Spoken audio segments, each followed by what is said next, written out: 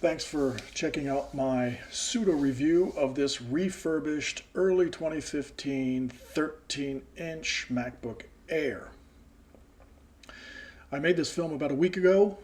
I've been using it for that long, and I wanted to include this initial startup of the MacBook Air. The reason for that is it kind of freaked me out.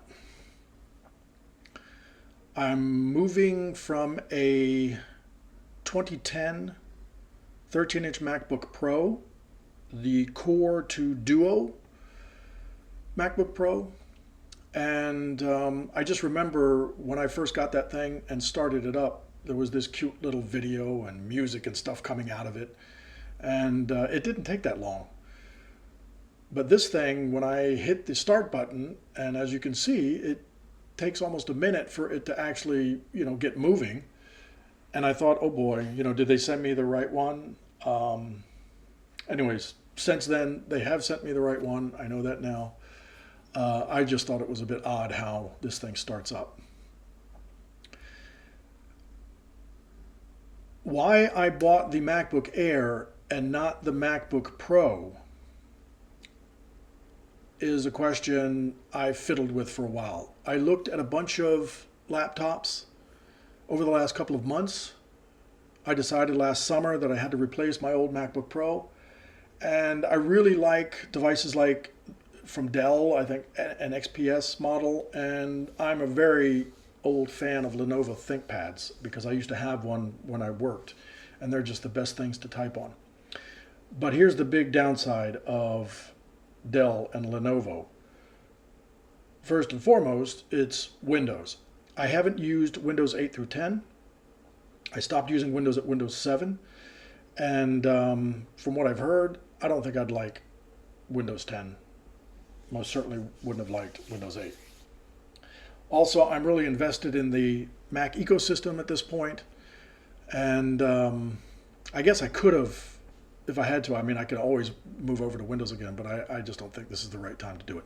The other thing I don't like about them is the 16:9 screens.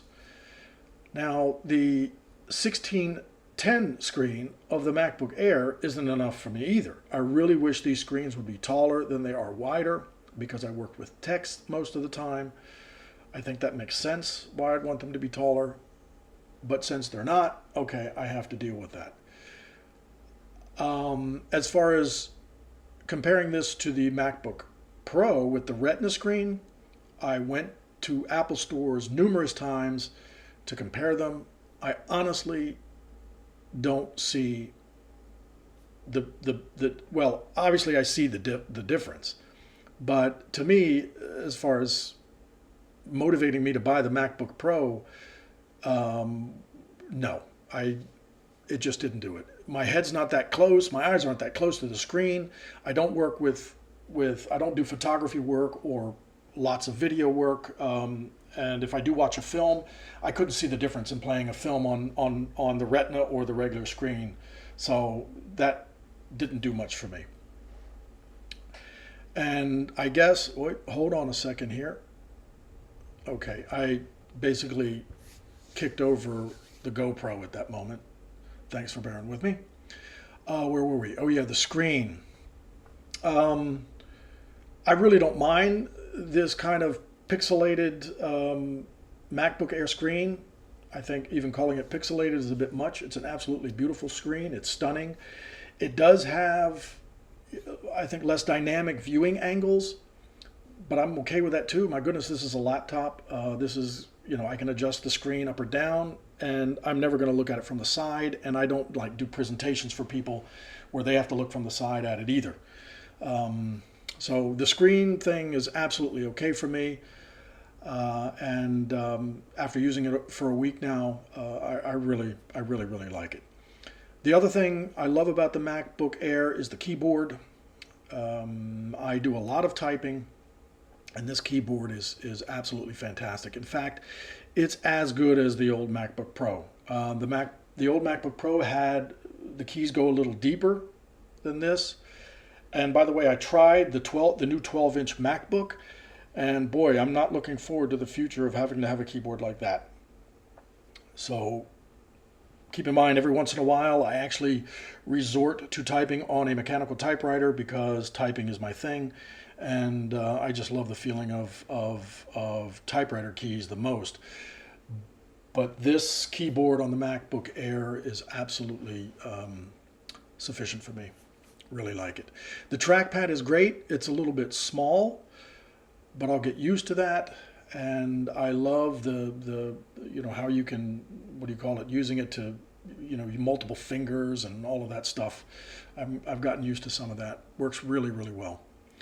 As far as ports go, which the MacBook Pro is loaded with ports, they're all kind of, it doesn't make any sense to me.